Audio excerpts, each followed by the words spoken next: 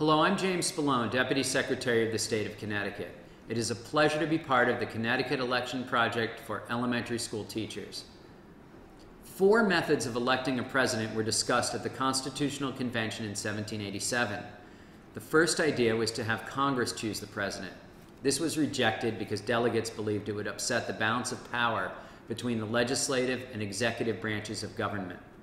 Another idea was to have state legislatures pick the president. This idea was also rejected. A third idea was to have the president elected by a popular vote. The convention rejected this idea because delegates believed it could lead to larger states having too much power in elections, and it could rob the smaller states of their voice. Thus, the men of the convention decided on an election method involving the Electoral College as a way to try to balance the interests of different states. On 4 separate occasions, the winner of the national popular vote has lost the presidential election. In 1824, Andrew Jackson received 38,000 more votes than John Quincy Adams, but still lost the presidential election.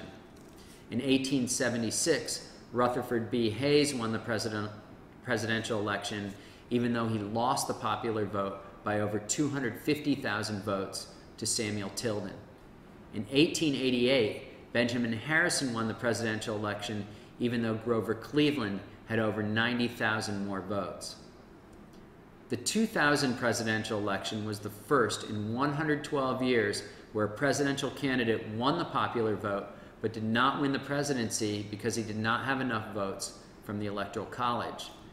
In the presidential election of 2000 between Democrat Al Gore and Republican George W. Bush, it ended up being Florida which decided who won the presidency. The night of the election, news reporters called Florida multiple times for each candidate. In the end, Bush won the state by only 537 votes. Calls for a recount began immediately due to the slim margin and reported flaws in Florida's voting system, including the infamous butterfly ballot with hanging chads and an abnormally large number of votes from minor party candidate Pat Buchanan. The state held a machine recount. The recount was so close that one county, Palm Beach, decided to do a full-hand recount of the presidential votes. A legal battle over the vote counting methods of Florida ensued. Ultimately, the United States halted a recount ordered by the Florida Supreme Court, and a narrow majority of the justices, 5-4, ruled that there was not enough time to conduct a new count of the votes and declared George W. Bush the winner. In the end, Gore had won the popular vote by over 543,000 votes, but received only 266 electoral votes to Bush's 271. Recently, there's been a major push to change our voting system to a national popular vote. In this system, electoral votes would be based on the national popular vote rather than the state-by-state vote. 9 states have enacted the national popular vote law in the form of an interstate compact, and it has passed through 31 legislative chambers in 21 jurisdictions. Those in favor of the national popular vote believe it will force candidates to campaign in every state rather than primarily in battleground states. States that have been ignored by candidates in the past would hear a lot more from presidential candidates. A national popular vote could lead to greater voter turnout because each vote would truly count.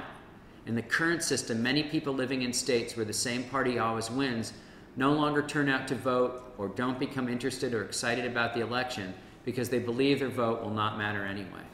If the United States used the national popular vote to elect the president, some say more people would show up to vote. Those who oppose the national popular vote believe it would hurt the voice of small states with small populations like Connecticut.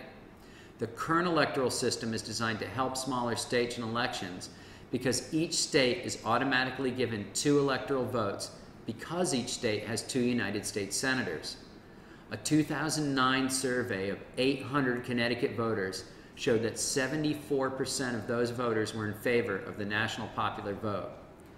As of 2012, Connecticut has not entered the national popular vote compact, though a bill has been raised in the legislature several times and passed the House of Representatives in 2009.